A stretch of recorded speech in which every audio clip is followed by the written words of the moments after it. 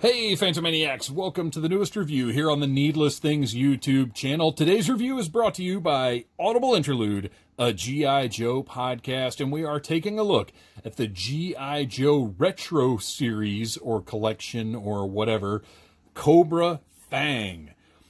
This is a retooling of the original F.A.N.G. helicopter, and I'm very excited to open this thing up because I have no idea if I'm going to like it or not. There's some significant, well, there's one significant difference between this and the original F.A.N.G., and I'm curious to see what it looks like in person. So, looking at the front of the box, looks really nice. You can see included enemy pilot, action figure.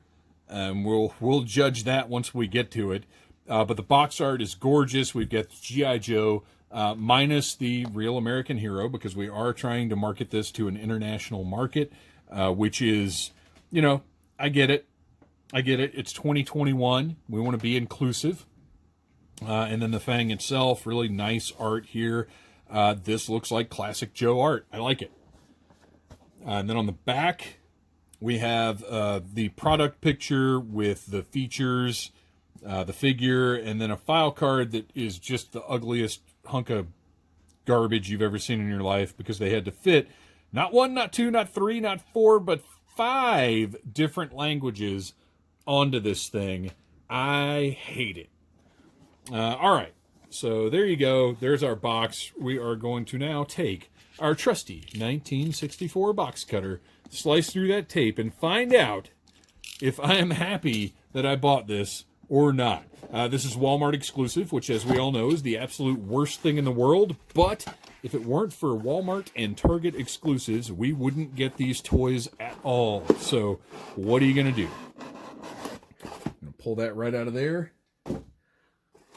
And, okay.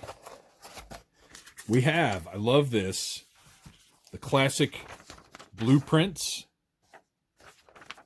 and sticker instruction sheet. And I will tell you right now, I'm not going to be putting those stickers on in this video.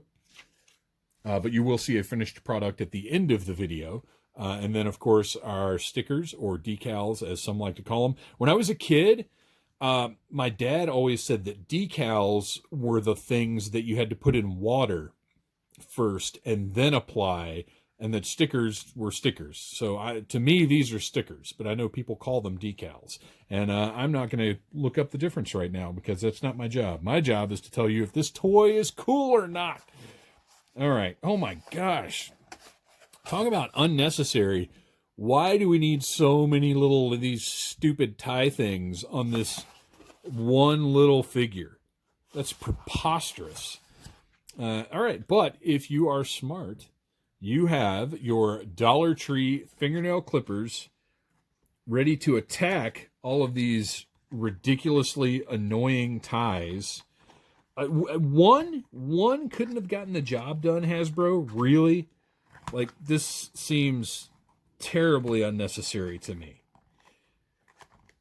You go into Walmart and there are things in there that are just straight up open to the world that don't have this level of unnecessary security to them. This is insane. One of these things around his waist would have been more than sufficient to keep this guy intact. All right, let's flip him over and see if this is any easier from this side. And it's not. What if it... No, I can't just yank him out of there. So you're experiencing live right now my frustration with this stupid packaging decision.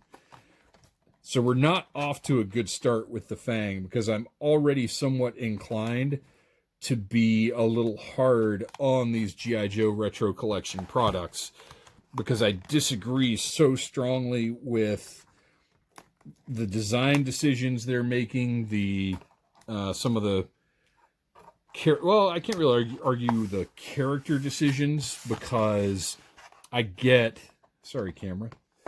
I get you want to get Duke out there. You want to get Baroness out there, Storm Shadow, Snake Eyes.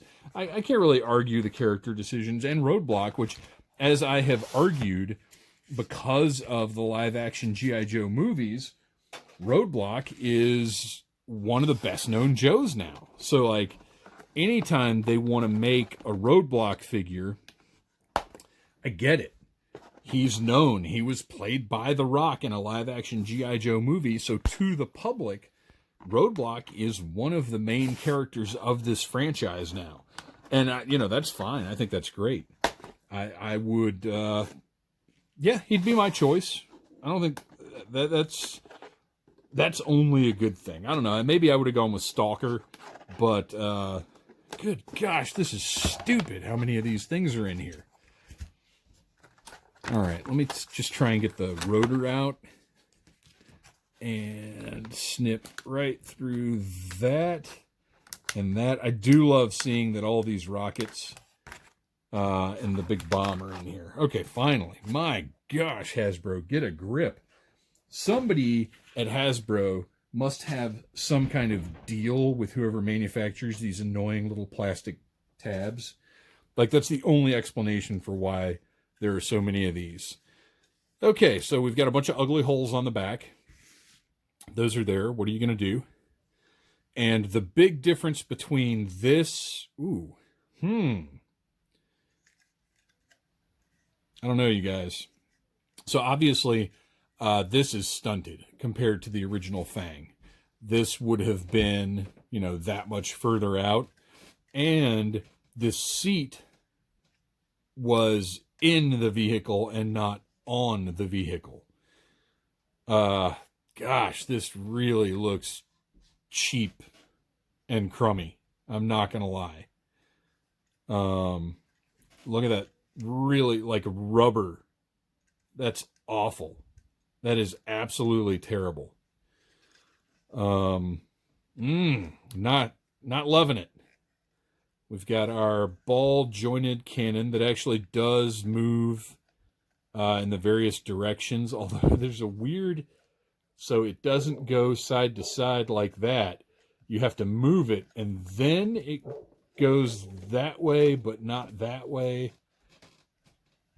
Really weird, but I mean, it technically does achieve all of the motion, so that's good. We've got these weird leg holes here. Gosh, I don't like this thing. Let's see. Let's see if that rotor turns.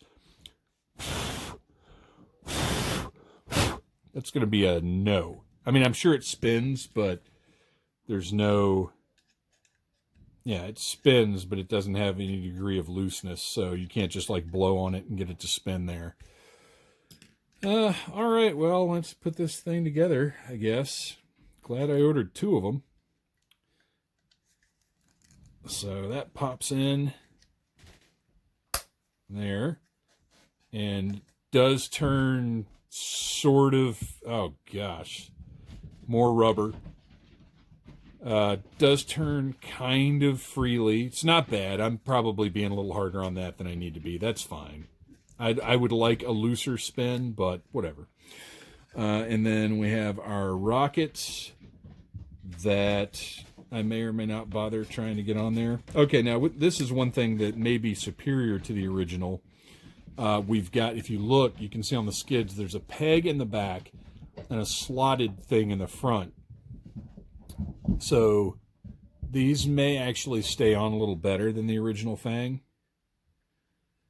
if they go on at all. If I can push them onto this cheap rubber skid. Oh, you guys, in my hands, this thing just feels like garbage. I hate to be so negative, and I don't normally do that, but this is a beloved, vehicle from my youth that I had my reservations about. Okay, so those go on really well. Those stay well. They stay in place nicely. That's not bad. And then the bomb on the bottom, just got a couple of plugs right there. Goes in there. That's cool. So that's good. That works nicely. What I was saying is this is a beloved vehicle from my childhood, and it's not great. I don't love it. So let's take a look at this figure. Maybe the figure is awesome and will redeem the whole thing. So I actually do like this design here, where he's got hair in his ears and everything, and then his mask on top of that, the gas mask. Really no reason for that to be removable or anything. And then the helmet goes over that, and the helmet is just straight up soft plastic. It's not bad. It's okay. As far as the design of the figure, it's got articulation at the boot tops. The ankles are, so he is basically articulated like he's made of rubber, which is awful. Just soft plastic garbage. Ugh. But double jointed knee. Got the rotating elbow with the pivot right there. Pretty deep bend. That's nice. Got the wrist that goes up and down. Articulation wise, he's good. Design wise, I like him. He's got you can see he's got a vest on here, a little rubber piece that connects. I like this hose that connects from the vest to his mask, because I'll tell you right now, a guy that's flying this open cockpit thing is going to need some kind of life support. He's got a holster, his left leg, so presumably these guys are all lefties, which is fine. Nothing wrong with that. Pistol fits really nicely into the holster and into his hand, and that elbow does not want to bend, and I don't want to tear it apart. So I'm just going to leave it as is, because this guy is made of the cheapest, crummiest plastic available. But his design is nice. I actually like this pilot. I think I would like him more if his colors were a little more subdued. I think I'd be a little happier with him with a darker blue, and if the red of the helmet matched the red on the vest. But he's cool. He's a cool design. I like him. They just made him out of the cheapest materials possible. But in order for him to go along with these are just loose as heck. Just really lousy construction on this guy. But design-wise, I like him. He's cool. He's a cool new pilot figure. I like that. I just wish he didn't feel like garbage in my hand. So let's see how well he fits into the F.A.N.G. That materials-wise, he certainly was designed to go with, because they both feel just cheap and crummy. And for anybody who loves this vehicle, I'm sorry. I realize I'm being way harsh about this. Boy, that doesn't want to go in there. And maybe it doesn't deserve it. Maybe it does. I don't know. Whatever your opinion is of it, love it if you love it. Don't like it if you don't like it. That's fine. I'm just here to give you my thoughts about how this was executed. And I'll tell you right now, it's awful. This design is just the worst. Like, what is happening here? His foot won't go in. I can't quite tell the exact position he needs to be in to get his feet in here. The original F.A.N.G, you just bent their... Well, and even the reissues that went with the 25th anniversary figures of this size, you just put their feet in and go. But this guy, I can't get his feet in there. How is this even supposed to work? And that explains why on the box, and I can't get to the box right now. I tossed it a little too far away, but it explains why on the box he looks so doofy sitting on top of the copter, because he can't fit in there. There is a peg to help you keep him in place, and you know what? It seems like that's just how it goes. That's as far as his feet go in there. And then you can maybe get one of his hands on the control rod there. So there you go. Minus stickers. That is your 2021 G.I. Joe Retro Series F.A.N.G. I don't like it. I just don't. I will probably keep the other one in the box and do a little sale on eBay maybe. I don't know. We'll see if the reviews get out, if the people like this thing any more than I do. And like I said, if you love it, then awesome. I don't think that's a bad thing. I just think you've got probably a healthier perspective on modern toys than I do. But I am deranged and trapped in the 80s where I can't appreciate something that may actually be a worthwhile upgrade to a toy of my childhood era. But for me, this is I like the design of the figure. The Fang itself just looks like a cheapo off brand third party toy. So that's what I think. Let me know what you think. Leave a comment and please like, subscribe, share, and tune in for more positive reviews. That's normally what I do here, but I got to be honest when I'm not happy, and today I am not happy. Thanks for watching, you guys.